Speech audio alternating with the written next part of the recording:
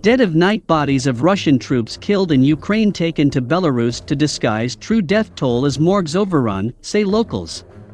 Corpses of dead Russian soldiers are being secretly taken back to Russia via Belarus in special planes, trains, and buses to avoid attracting attention, sources have claimed. Passengers at a train station in Belarus were reportedly shocked at the number of corpses being loaded up, while hospital staff have warned of overflowing morgues. Video purports to show a convoy of Russian buses with the V sign on the side for carrying corpses through the Belarusian city of Homel. The V symbol has been used to refer to Belarus on other Russian military vehicles. A separate graphic video appears to show a railway carriage filled with bodies in Russian uniforms wrapped in plastic. News agency Radio Free Europe/Radio Liberty, which shared the video, claimed many of the bodies belonged to Russian soldiers as young as 20. The carriage was stopped in the city of Voznesensk north of Mykolaiv in southern Ukraine. Voznesensk was the scene of fierce fighting this month due to its strategic importance as a majority Russian-speaking city close to Ukraine's second biggest nuclear power plant. Video filmed in Homel shows a convoy of military ambulances driving through the city in early March. Meanwhile, employees at the region's clinical hospital claim that the bodies of more than 2,500 Russian soldiers have already been shipped back to Russia.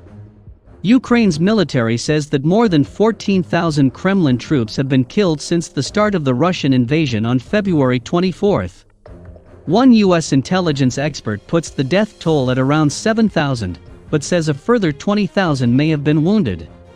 Moscow's defense ministry, on the other hand, claims the number of dead is less than 500. Medical staff in Homel have described overflowing morgues in the city less than 20 miles from the Ukraine-Belarus border. A resident of the Belarusian city of Mazar claimed passengers at the train station had been left shocked by the number of corpses being loaded onto the train. They went on, after people started shooting video, the military caught them and ordered them to remove it. There are not enough surgeons, a doctor at Mazar's main hospital warned. Earlier, the corpses were transported by ambulances and loaded on Russian trains. After someone made a video about it, and it went on the internet, the bodies were loaded at night so as not to attract attention. Officials at a hospital in Homel are alleged to have begun discharging patients as early as March 1 due to the sheer number of wounded Russian soldiers. A patient said, "There are so many wounded Russians there, it's just a horror. Terribly disfigured. It is impossible to listen to their moans throughout the whole hospital." Homel is Belarus' largest city after the capital Minsk. The country's dictator Alexander Lukashenko is a prominent Putin supporter and has allowed Russian troops to be deployed across the country. It comes as a UK military expert claims Russian troop morale is collapsing in the face of heavy casualties and logistical nightmares. Professor Michael Clark, former director of the Royal United Services Institute think tank, said on Thursday, "The Russians are making almost every tactical mistake it is possible to make." This week, 5 paras from the 331st Guards Parachute Assault Regiment, considered the toughest in the Russian military, were killed, including one of Vladimir Putin's top commanders. Morale among his troops has collapsed, with some now shooting themselves to avoid being sent to the front line. Putin is becoming so desperate he is recruiting mercenaries and private contractors to boost his depleted forces. Professor Clark said, "The Ukrainians are stalling the Russian advance in all areas and operating quite effective counterattacks. The Russians are losing a lot of equipment and troops." Today, Ukraine claimed a 5th top Russian general had been killed in the fighting, hollowing out Putin's forces of elite commanders. Lieutenant General Andrei Mordvichev, commander of the 8th Combined Arms Army, died in fighting at Chornobayivka, near the southern city of Kherson. Major General Oleg Mityov, 47, was killed in Mariupol on Wednesday, bringing the total number of Russian officers to die since the start of the war to 13. It comes as Ukraine claimed this morning to have shot down 2 Russian planes and 3 helicopters in the past 24 hours. Lieutenant General Andrei Mordvichev, the commander of the 8th General Army, died during fighting last night in a fresh blow to Vladimir Putin's invasion of Ukraine. It's thought the military boss was killed in the Russian-controlled Kherson airport, which has been hit with Ukrainian strikes in the past few days. A statement from the Army General Staff in Kiev read, "As a result of fire on the enemy by the armed forces of Ukraine, the commander of the 8th All-Military Army of the Southern Military District of the Armed Forces of the Russian Federation, Lieutenant General Andrei Mordvyshev was killed." It comes as Ukraine this morning claimed they have hit 12 Russian air targets in the last day. The armed forces say Russia continues to suffer heavy losses, adding that Russian equipment was destroyed in the Mykolaiv and Sumy regions. On Wednesday, Major General Oleg Mityov, 47, died in the storming of Mariupol, along with 7 members of an elite SWAT team.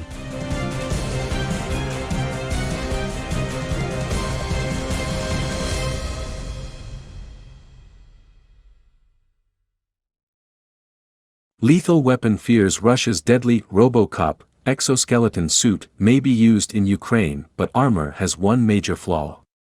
Russia's military has built terrifying exoskeleton suits for soldiers to wear on the battlefield, which could be deployed in Ukraine. The high-tech Iron Man-style outfits give the wearer super strength, deadly accuracy from distance, and the ability to run faster and for longer over difficult terrain.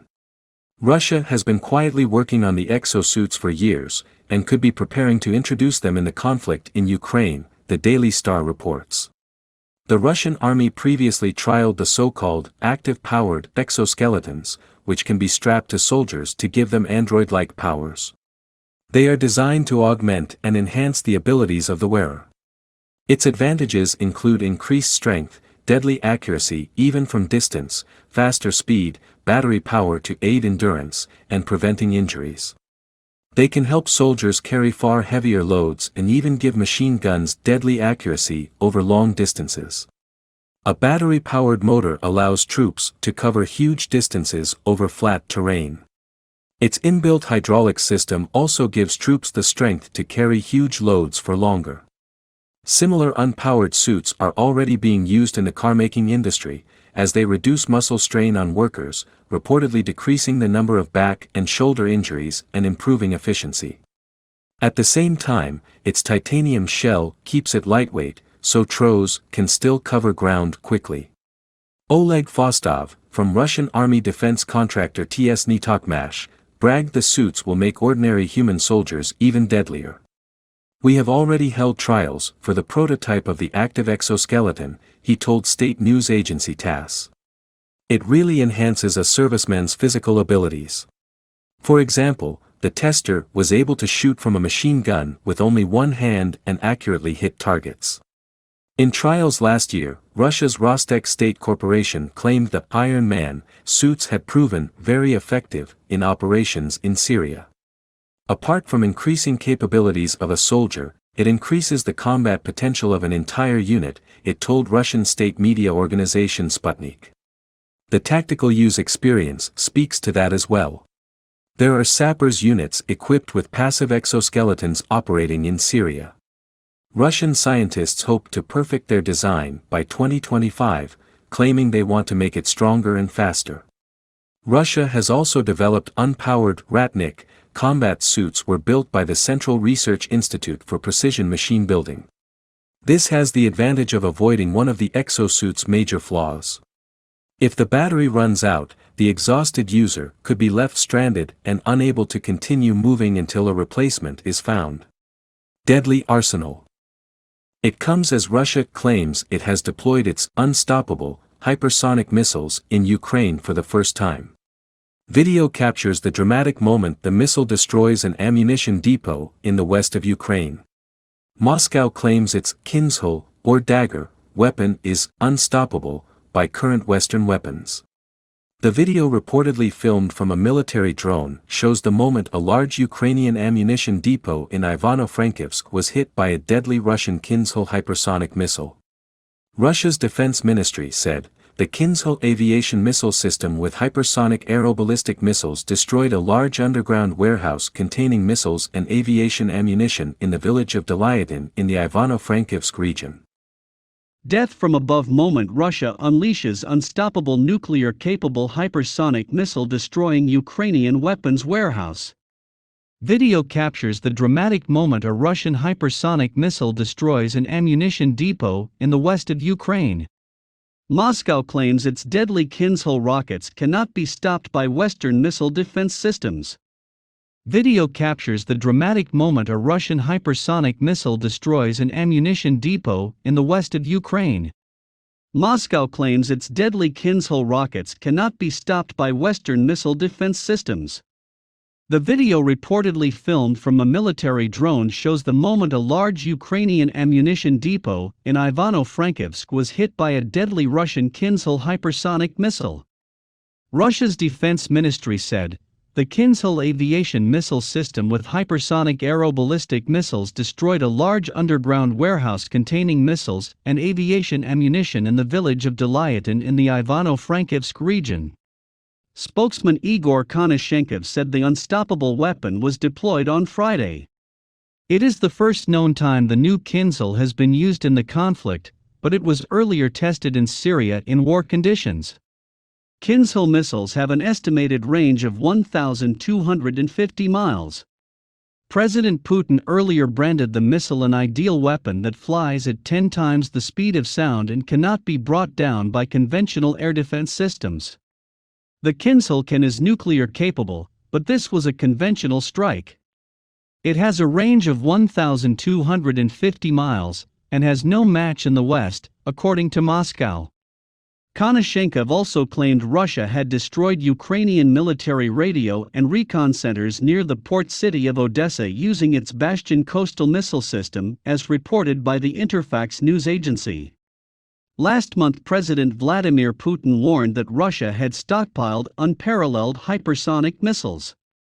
And earlier this week, Russia released chilling new footage of its 7,000 miles per hour Zircon hypersonic nuke missile that could hit London in 5 minutes. The Kremlin had previously branded the deadly weapon, which carries a conventional or nuclear warhead, unstoppable. Putin first announced the deadly Kinzhal missiles as part of a display of new Russian weaponry in 2018. At the time, Putin said of the West, "They need to take account of a new reality and understand. This is not a bluff." Desperate Putin has recently been using more destructive weapons as the war wages on. Last month, Russia began dropping terrifying vacuum bombs that can explode enemy troops' lungs near Ukraine's second city of Kharkiv. It comes as 4 Russian cruise missiles yesterday slammed into a strategic airfield in the city of Lviv as Putin pushed his war west. The warheads, weighing a combined 1,600 kilograms and fired from more than 400 miles away, represented the first attack on the historic city. It had been considered a relatively safe haven for diplomats, aid workers, refugees, and journalists. Britain's Armed Forces Minister James Heappey said the strike showed Russia was now widening its bloody assault on Ukraine. Air raid sirens sounded across Lviv shortly after 6 a.m. as the Kh-555 cruise missiles zeroed in from Russian bombers over the Black Sea. 2 were shot down by air defense systems, but 4 smashed into 2 repair plants for aircraft and buses, less than 4 miles from the city center. A fierce blaze broke out and fire engines and ambulances raced to the scene. But a major loss of life was avoided because staff had left minutes before. Amazingly, just 1 person was injured. Fighting yesterday reached the center of the besieged southern city of Mariupol, where up to 350,000 civilians have been stranded with little food or water. Russia's defense ministry issued a chilling warning, claiming its forces were tightening the noose around the port city. More than 130 people have been rescued following a Russian airstrike on a theater in the city where hundreds were sheltering in a makeshift bomb shelter. The city's mayor Vadim Boychenko told the BBC that street fighting was preventing rescue teams from reaching hundreds of civilians trapped in the basement of the theater. Speaking early on Saturday, Ukraine's President Volodymyr Zelensky said there was no new information regarding fatalities in the city, but said it was facing the greatest ordeal in its history, in the history of Ukraine. In a video address, he called for urgent, meaningful, fair peace talks. He warned Moscow that a drawn-out war would lead to so many Russian losses that it would take generations for the country to recover. Negotiations on peace, on security for Ukraine meaningful, fair, and without delay, are the only chance for Russia to reduce the damage from its own mistakes, he said. Fighting continues this weekend in the southeast in Mariupol, in the southern cities of Mykolaiv and Kherson, and in the eastern town of Izium. The former head of Britain's armed forces has backed calls today for Putin to face a Nuremberg-type trial similar to that faced by the Nazis after World War II, following Russia's morally indefensible tactic of attacking Ukrainian civilians. Speaking on BBC Breakfast, Lord Richard Dannatt said Russian troops had been briefed really poorly before going into Ukraine, and had been led to understand they would be welcomed as peacekeepers and liberators.